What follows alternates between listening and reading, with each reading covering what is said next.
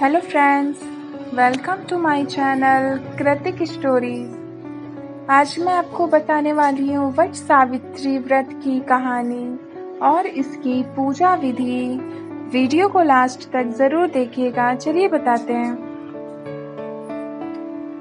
इस उदया तिथि को देखते हुए इस बार वट सावित्री व्रत 6 जून 2024 दिन गुरुवार को रखा जाएगा।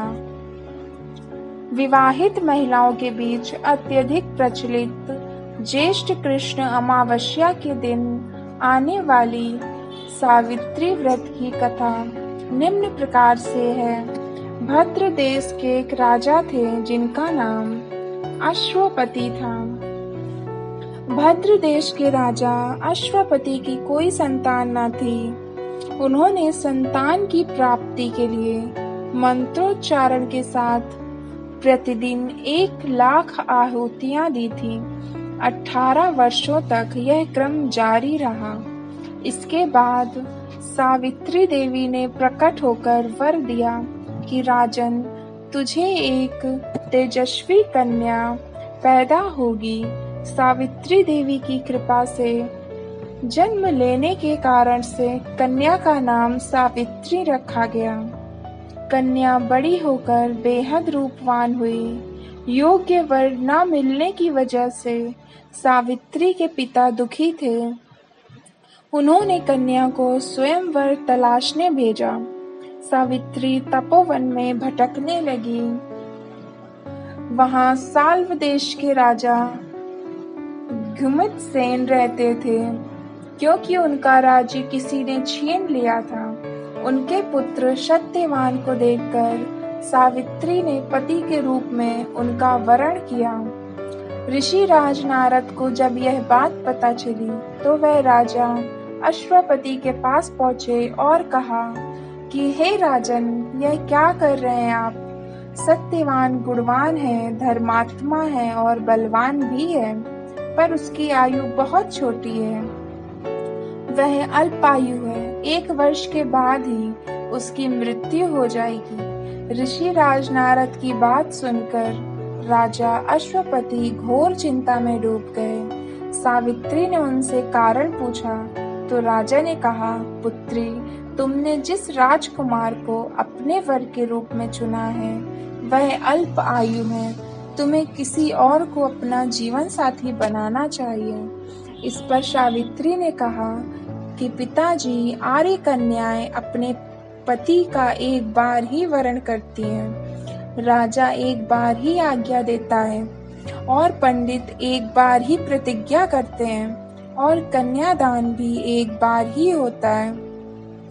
सावित्री हठ करने लगी और बोली, मैं सत्यवान से ही विवाह करूंगी। राजा अश्वपति ने सावित्री का विवाह सत्यवान से कर दिया। सावित्री अपने ससुराल पहुंचते ही सास ससुर की सेवा करने लगी। समय बीतता चला गया। नारद मुनि ने सावित्री को पहले ही सत्यवान की मृत्यु के दिन के बारे में बता दिया था। वह दिन जैसे जैसे करीब आने लगा, सावित्री अधीर होने लगी। उन्होंने 3 दिन पहले से ही उपवास शुरू कर दिया। नारद मुनि द्वारा कथित निश्चित तिथि पर पितरों का पूजन किया। हर दिन की तरह सत्यवान उस दिन भी लकड़ी काटने जंगल चले गए। साथ में सावित्री भी गई। जंगल में पहुंचकर सत्यवान लकड़ी काटने के लिए एक पेड़ पर चढ़ गए। तभी उसके सिर में तेज दर्द होने लगा। दर्द से व्याकुल सत्यवान पेड़ से नीचे उतर गए। सावित्री अपना भविष्य समझ गई। सत्यवान के सिर को गोद में रखकर सावित्री सत्यवान का सिर सहलाने लगी। तभी वहां यमराज आते दिखे। यमराज अपने साथ सत्यवान को ले जाने लगे। सावित्री भी उनके पीछे पीछे चल पड़ी। यमराज ने सावित्री को समझाने की कोशिश की कि यह विधि का विधान है, लेकिन सावित्री नहीं मानी। सावित्री की निष्ठा और पतिपरायणता को देखकर यमराज ने सावित्री से कहा कि हे देवी, तुम धन्य हो। तुम मुझसे कोई भी वरदान मांगो, सावित्री ने कहा कि मेरे सास ससुर वनवासी हैं और अंधे भी, उन्हें आप दिव्य ज्योति प्रदान करें। यमराज ने कहा, ऐसा ही होगा, जाओ अब लौट जाओ। लेकिन सावित्री अपने पति सत्यवान के पीछे पीछे चलती रही। यमराज ने कहा, देवी तुम वापस जाओ। सावित्री ने कहा, भगवान मुझे अपने पति देव के पीछे पीछे चलने में कोई परेशानी नहीं है। पति के पीछे चलना मेरा कर्तव्य है। यह सुनकर उन्होंने फिर से उसे एक और वर मांगने के लिए कहा। सावित्री बोली, हमारे ससुर का राज्य छिन गया है, उसे पुनः वापस दिला दें। यमराज ने सावित्री को यह वरदान भी दे दिया और कहा, अब तुम लौट जाओ। लेकिन सावित्री पीछे पीछे चलती रही।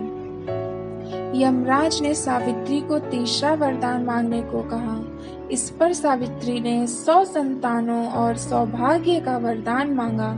यमराज ने इसका वरदान भी सावित्री को दे दिया। सावित्री ने यमराज से कहा कि प्रभु मैं एक पतिव्रता पत्नी हूँ और आपने मुझे पुत्रवती होने का आशीर्वाद दिया है।